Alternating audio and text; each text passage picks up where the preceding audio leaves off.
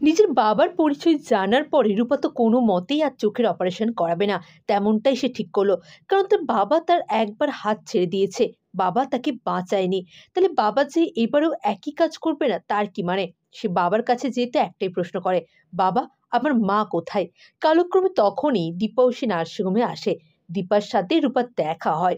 রূপা দীপাকে বলে, মা, তুমি এতদিন পরে যে আমার কাছে ফিরে এসেছো এটাই আমার অনেক। আমি চোখের অপারেশন করাবো না, এই ডক্টর সূর্য সেনগুপ্তর কাছে তো নয়। তখনই সেখানে অর্জুন আসে। হ্যাঁ বন্ধুরা, সেই ছোটবেলার বন্ধু অর্জুন, যে রূপাকে চোখে হারাতো। আর রূপাও তার বন্ধুকে কতটা ভালোবাসতো। অর্জুন যখন এলো, রূপা তখন বলল, হ্যাঁ, আমি অর্জুনের কাছে আমার অপারেশন করাতে রাজি, কিন্তু ডক্টর সূর্য সেনগুপ্তের আন্ডারে আমি থাকবো না। আমি ওই লোকটাকে একদম বিশ্বাস করি না। মা, ও আমাকে ভালোবাসে না। ও সোনার হাত ধরার জন্য, আমার বোনের হাত ধরার জন্য আমার হাত ছেড়ে দিয়েছিল। ও, বাবা, তোমার হাতও তো ছেড়ে দিয়েছিল মা, তুমি কি সেটা ভুলে গেছো? তাহলে কি এবারে অর্জুনই রূপার ট্রিটমেন্ট করবে?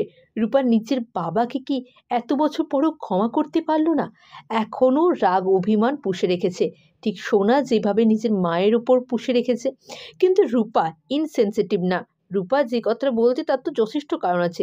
সত্যি তো, সেদিন রাত্রে যদি ওইভাবে রূপার হাতটা না সূর্য ছেড়ে দিত, তাহলে তো রূপার জীবনে যে এত অশান্তি, এত ঝড়, সেটা আসতো না। আবার রূপা নিচেও বলছে, একদিকে বাবা আমার হাত ছেড়ে দিয়েছিল, ভালোই করেছিল। তবে তো আমি আমার জীবনে আমার পাপাকে পেয়েছি, যে আমার বাবার থেকে আমাকে হাজার গুণ ভালোবাসে। তুমি জানো, আমার পাপা আমার হাত কোনো দিনও ছাড়েনি তোমার মতন। সব সময় আমার হাতটা শক্ত করে ধরে থাকে। আমাকে কোনোদিনও বুঝতেও দেয়নি যে আমি ওনার মেয়ে নয়। তাই আমি চাই আমার আজকের অপারেশনটা পাপা অর্জুন করুক, ডক্টর সূর্য সেনগুপ্ত না। আমার ডক্টর সূর্য সেনগুপ্তের সাথে কোনো সম্পর্ক নেই, না কোনো দিন ছিল, আর না কোনো দিন থাকবে।